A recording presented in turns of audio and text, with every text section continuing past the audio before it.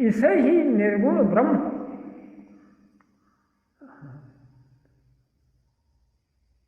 यहाँ ज्ञान की जागृत दृष्टा साक्षी अवस्था, यहाँ सर्वशक्ति एवं सृष्टि का ज्ञान विद्यमान रहता है। तुर्यातीत निर्विकल्प ही निर्गुण अवस्था है। यह चेतन ज्ञान की प्रगाढ़ सुषुप्ति अवस्था है।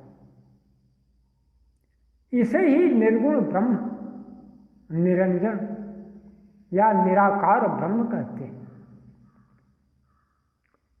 यहीं पर जब इसकी इच्छा शक्ति जागृत होती है, तब यह सविकल्प सगुण रूप धारण करके सृष्टि का सृजन और पालन करता है। वेदांती तथा अनेक मतावलंबी इसे शुद्ध ब्रह्म अवस्था या भूमिका मानते हैं और उसके प्राप्ति का लक्ष्य बतलाते हैं। वेद वेदांत का लक्ष्य यहीं तक है। इस निरंजन ब्रह्म भूमिका के आगे सदगुरु कबीर साहब की शुद्ध आत्म भूमिका, जिसको नित्य अवस्था कहते हैं, और इसी शुद्ध आत्म भूमिका के द्वारा ही सत्य नाम सार शब्द परमात्मा का चिंतन भजन एवं उसकी प्राप्ति हो सकती है। उपर्युक्त आत्मावस्था के परे अर्थात आगे सदगुरु कबीर साहब की परमात्मा भूमिका, जिसे उन्होंने सत्य नाम सार शब्द आदि नाम निह अक्षर आदि शब्दों से संबोधित किया है। कुछ लोग आत्मा को ही परमात्मा सिद्ध करते हैं। कुछ लोगों का विचार है कि परमात्मा नाम की कोई सत्ता नहीं, केवल आत्मा ही सब कुछ। ऐसे ज्ञान को कबीर साहब ने अंध ज्ञान कहा। आत्म था भी परमात्म में अंध ज्ञान है भाई। यह आत्म वह है परमात्म, या मिले वाको गाई। आत्मा कभी परमात्मा नहीं हो सकती। आत्मा का आराध्य परमात्मा।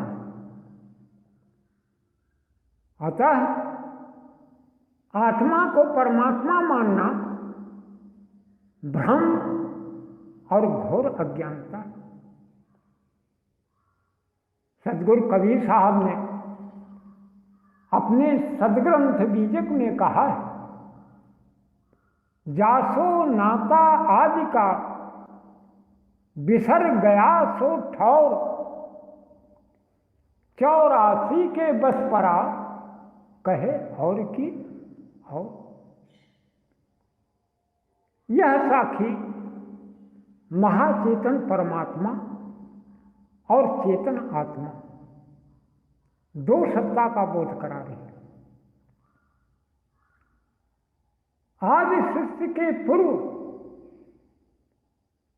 जिस परमात्मा के साथ आत्मा का नाता या संबंध था, वह ठौर महाचेतन परमात्म स्वरूप मुक्त स्थान इस चेतन आत्मा को बिसर गया, अर्थात भूल गया। जब शून्य प्रकृति मंडल में आकर भूल बंधन में पड़कर यह आत्मा अन्य अन्य बातें कहती है। नाता कहते हैं संबंध को, और संबंध दो पदार्थों के परस्पर मेल को कहते हैं। अतः आत्मसत्ता और परमात्म सत्ता दोनों दो सत्ता सिद्ध हुई। परमात्मा के प्राप्ति का एकमात्र रास्ता प्रथम आत्मस्वरूप की जानकारी। आत्मस्वरूप का ज्ञान उसका लक्ष्य व मूल स्थान एवं उसके आगे सार शब्द परमात्मा के स्वरूप का लक्ष्य आदि की जानकारी परम आवश्यक। कबीर साहब कहते हैं, आत्म राम चिन्ह जब पावा तो सकल पसारा नेति बहावा। जब लग नहीं चिन्ह यह आत्म, तब लग नहीं मिली है परमात्मा। आत्म चिन्ह परमात्म चिन्ह है, संत कहावे सोई। यह भेद काया से न्यारा, जाने बिरला कोई।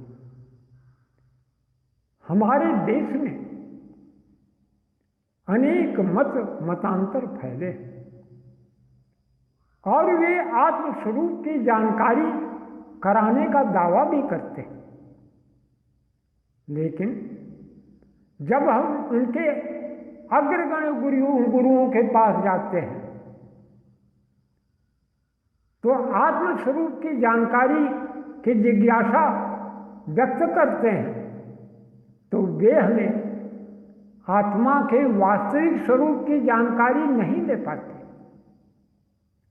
और इसके लिए अनेक कर्मकांड, तीर्थ व्रत जप तप योग पिंडी ब्रह्मांडी अनेक क्रियाओं में साधनाओं में फंसा देते हैं। कबीर साहब कहते हैं, कबीर आत्मज्ञान का भया जगत में सो, पूछूं कैसी आत्मा तो देते दांत निपो। वास्तव में हमें अपने स्वरूप की जानकारी इन प्राकृतिक साधनाओं के द्वारा नहीं हो पाती।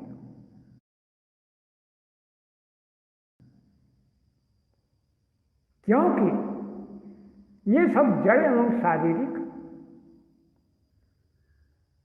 जाननापन चेतन में होता है, न कि जड़ में। उदाहरण के लिए, जैसे मोहन कलम से लिखता है, इस वाक्य में मोहन करता है, चेतन। कलम करण है, जड़ है। मोहन करण कलम को तथा लिखना क्रिया को जानता है, लेकिन करण कलम जो जड़ है चेतन मोहन को नहीं जानती। वैसे ही इस शरीर में अनेक करण लगे हुए, जैसे 5 ज्ञान इंद्रिय, 5 कर्म इंद्रिय, 4 अंतःकरण, 5 प्राण, 5 उपप्राण, 7 चक्र, 5 कोश, इंगला पिंगला सुषुम्ना मेरुदंड बंकना मुद्राएं इत्यादि। इन्हीं करणों एवं तत्वों के संघात से ये शरीर बनी। इन्हीं करणों के माध्यम से चेतन आत्मा बाह्य एवं आंतरिक दृश्यों का अनुभव करती है। ये सारे करण जड़ हैं। इन करणों का प्रकाशक एवं संचालक चेतन आत्मा। इन करणों के माध्यम से आत्मा रूपानंद, रसानंद, गंधानंद, स्पर्शानंद, तथा शब्दानंद का भोग करते हैं। इन कर्मों के माध्यम से हमें निज स्वरूप की जानकारी नहीं हो सकती। चेतन आत्मा जब इन कर्मों का आधार एवं आश्रय छोड़कर अपने निज चेतन स्वरूप का आधार एवं आश्रय लेती है और जब अपने लक्ष्य पर स्थिर हो जाती है तो प्रकृति मंडल समाप्त हो जाता है, उसे निज आत्म स्वरूप का बोध हो जाता है और इसके बाद परमात्म सत्ता का साक्षात्कार हो जाता है। कबीर साहब कहते हैं, वहां जाओगे जब ही तुम तब सुधि रह न दे, पांच तत्व गुण तीन नहीं, ऐसा शब्द भी दे। अब प्रश्न यह है कि आत्मा का चेतन करण क्या है? उसका निज चेतन स्वरूप क्या है जिसके द्वारा हमें अपने तथा परमात्मा के स्वरूप की जानकारी हो सकती है? सद्गुरु कबीर साहब ने इसे सुरति कहा। सुरति का तात्पर्य है आत्मा की चेतन ज्ञान धारा। इस सुरति का भेद, रहस्य एवं लक्ष्य पूर्ण भेदी सद्गुरु के द्वारा ही हमें प्राप्त हो सकता। कबीर साहब कहते हैं, सुरति मूल ठिकाना जाने, ताही खोज बैरागिया। कोई काया ब्रह्मांड में खोजे, कोई शून्य ठहराइया। कहाँ काया ब्रह्मांड में खोजे, कहाँ शून्य ठहराइया।